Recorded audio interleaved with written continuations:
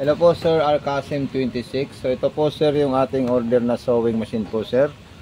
Okay, so unang-unang gagawin nyo po sir, yung transformer natin, isasaksak natin yan sa outlet sir. Ayun yung outlet natin na sa likod.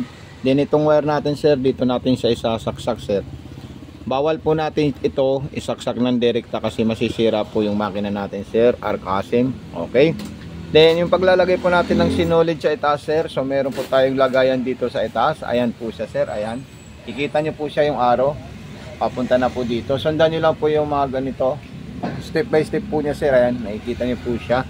Okay, so ipapakita ko muna sir para makita nyo po muna bago po natin i-testing yung mga design ng ating sewing machine. So ito po sir Arcasim, ayan.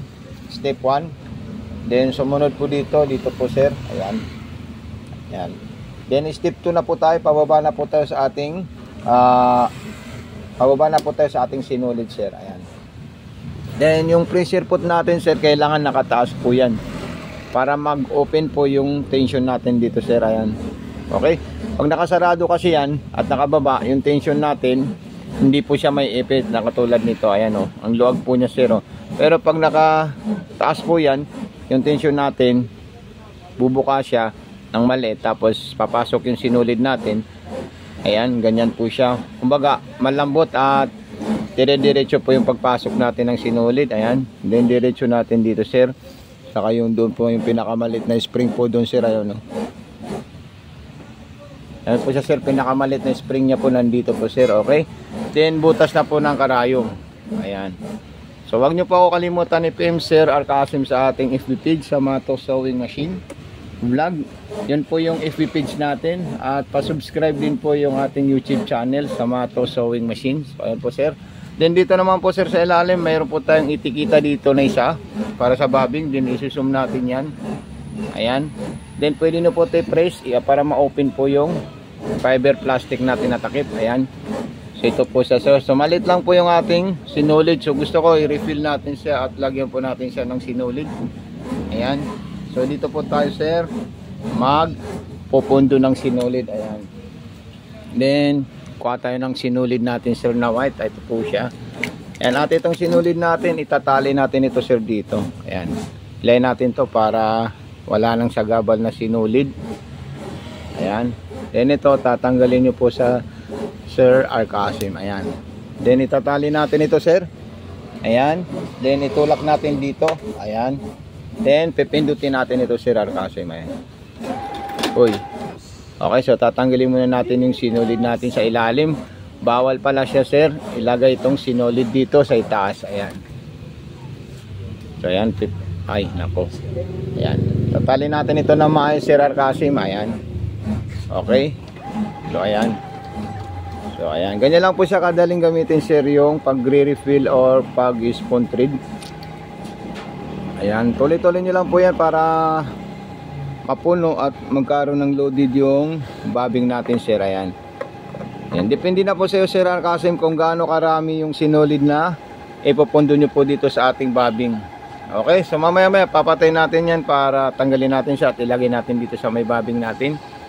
Ayan, stop natin siya sir. Then ito, then ilalagay natin dito sir. Ayan. So maglalagay tayo ulit ng sinulid sa itaas. Ayan, i-zoom natin sir para makita nyo po yung pinaka perfect na paglalagay ng bobbing natin. Ayan.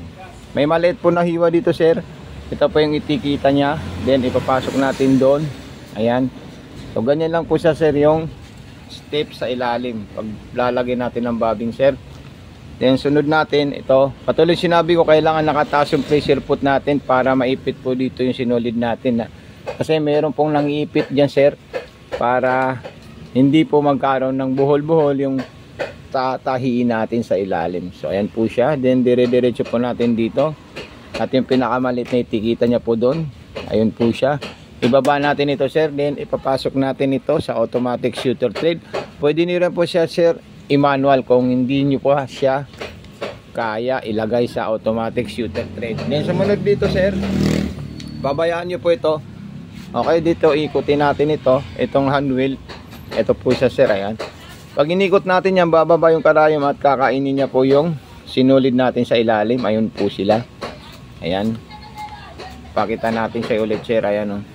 Habang inikot natin yan, aalalayan natin yung kaliwang kamay natin para ilabas niya po yung pinaka sinulid sa ilalim. Pag nilabas niya, kukunin niyo po siya, sir.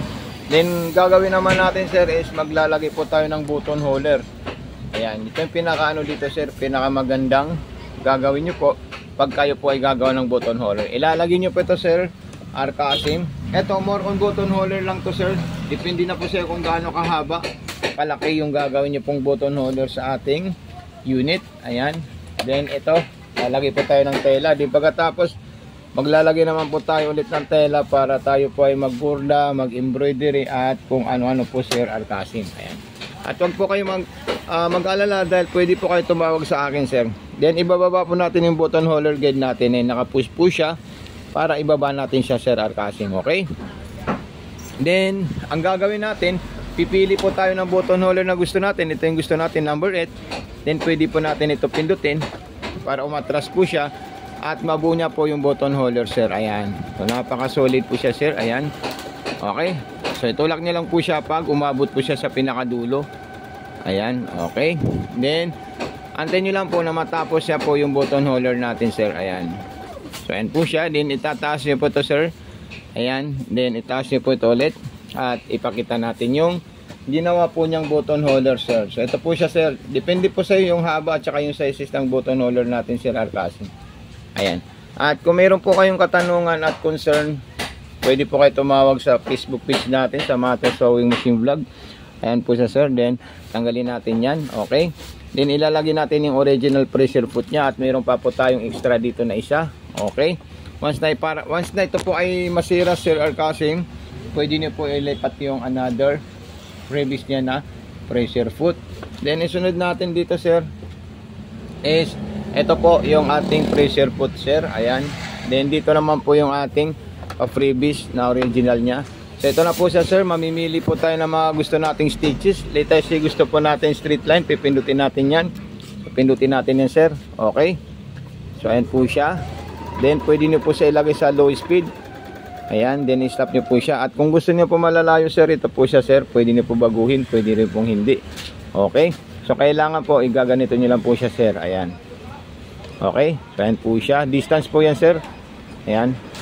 Ayan. Ito, distance. Ayan po siya, sir. Yung malalayo po ang hakbang at yung lakad ng ating sewing machine. So, ayan. Ipakita po natin sa inyo. Ayan.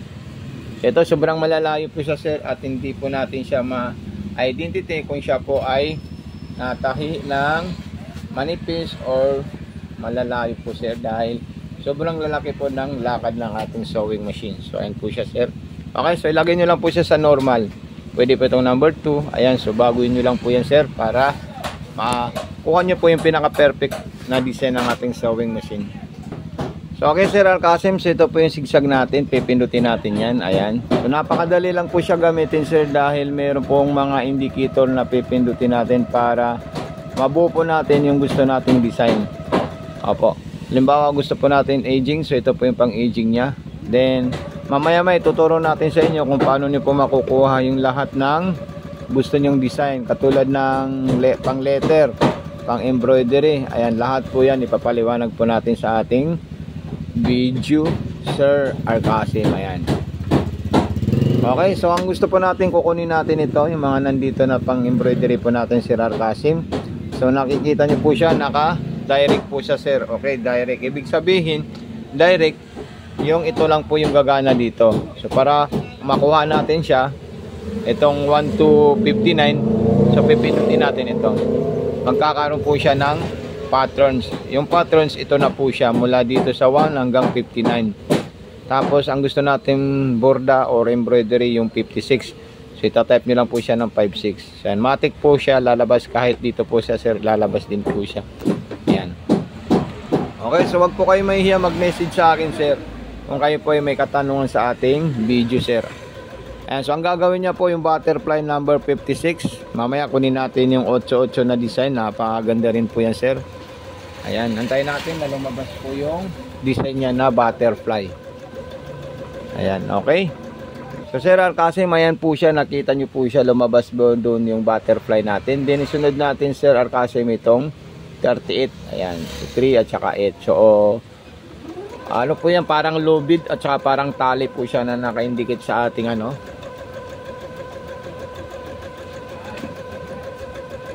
Okay.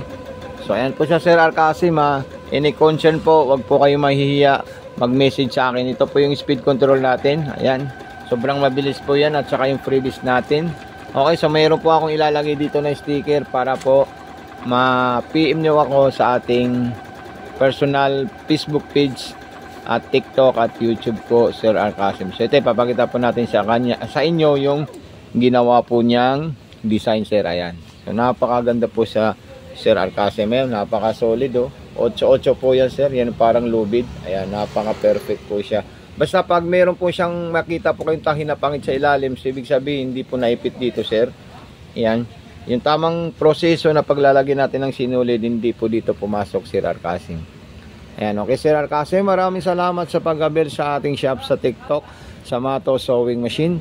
Okay, God bless po and more power po, Sir Arkasim. So, kompleto na po yan. Wala na po tayong kulang at saka labis dyan. Okay.